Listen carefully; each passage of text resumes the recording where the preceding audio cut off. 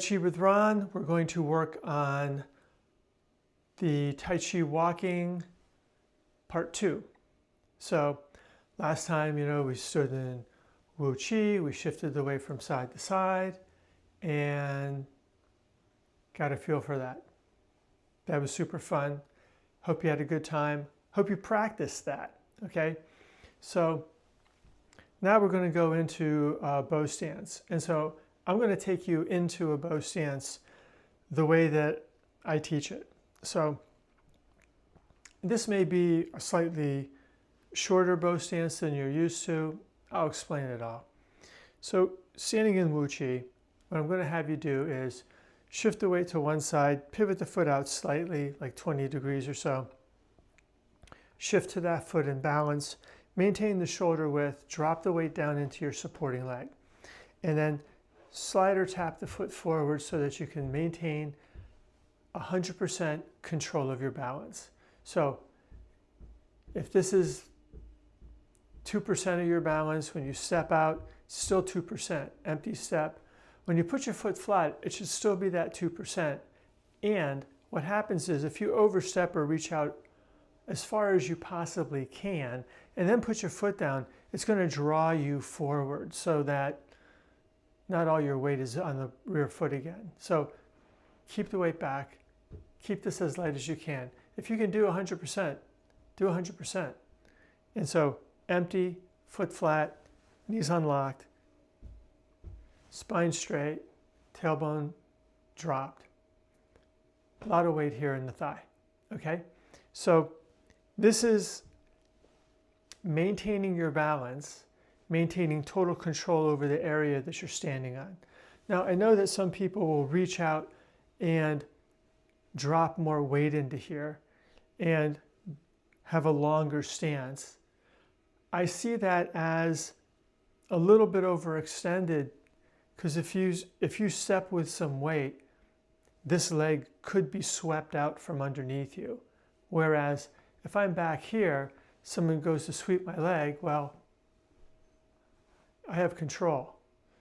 They go to sweep my leg, I can pick it up and maintain Zong Ding, central equilibrium. So anyway, here's your shoulder width this way, so you don't want to step in front of your foot like a tightrope, and empty foot flat. Shift forward to bow stance. Now, the rear foot is on a slight angle. Your hips, waist, and shoulders face the front. If the rear foot's too turned out, you're going to twist this knee in, which you don't want to do, or you're going to break at the ankle and the foot's going to roll, which you don't want to do. So pivoting on the heel, align everything so you're really comfortable, drop the weight into your hip, and keeping the knee well behind the toes. All right, so for those of you that have any knee issues, keep your knee over your ankle. Anyone else who wishes to, for just safety, keep the knee over the ankle, or you can let it go slightly forward so you can see about half your laces, okay? In my style of Tai Chi, we don't let the knee go to the toe unless you're highly conditioned. All right, so here we go. Wu Chi. Wu Chi is back here. Shift to one side, turn the foot out, shift the weight, balance as best you can, slide the foot forward, feel the surface, heel, foot flat, look down, shoulder width, and into your bow stance. Adjusting the rear foot so it's not too turned out, so that you're not stretching your hip flexor, your knee, or your ankle. Everything's nice and firm. Drop the weight down. Now that I got you into a bow stance,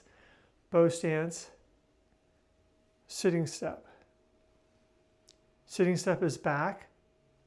The weight is right over the center of the foot. You're aligning center of the shoulder, hip, leg, and foot. This is just like we were moving side to side in Wu Chi, but now we're doing it in a bow stance.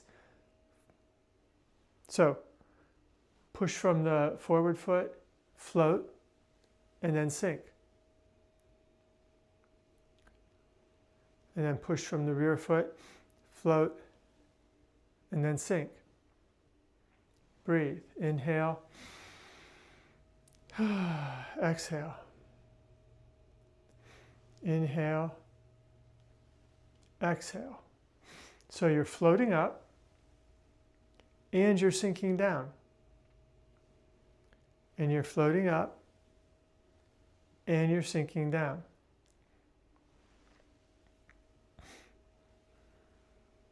Okay, come back.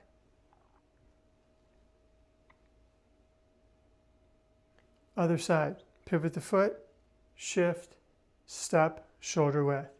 Shift forward, bow stance. Adjust the rear foot if you need to.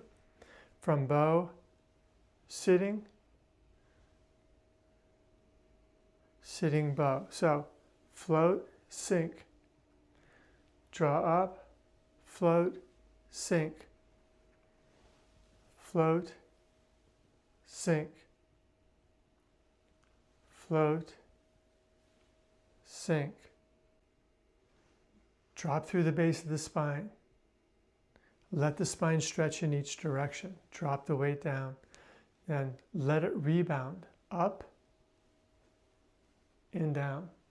So you're shifting, you're floating, you're dropping, you're sinking. Now, this is really interesting. And the next thing we're going to do is a little bit more challenging. So as you shift forward from sitting step here, you're still going to sink, which is sung, but the body will rise up. Okay, so like we would do perhaps in parting the wild horse's mane, and if we're going to do pung, then we want to have this floating, lifting, upward energy. So even though the energy sinks down, my weight sinks down, my arm fills up and floats up with this upward energy. So I'm not sinking physically as much as internally, okay? Internally, yes, I'm letting go and sinking. Externally, I'm rising up and floating. Okay, so you can sink and float at the same time. You have to. In every movement, it just depends on which is yin and which is yang. You're going to emphasize one more than the other. Okay, so you can be shifting forward and letting the weight drop down, and still the body floats and goes up, okay?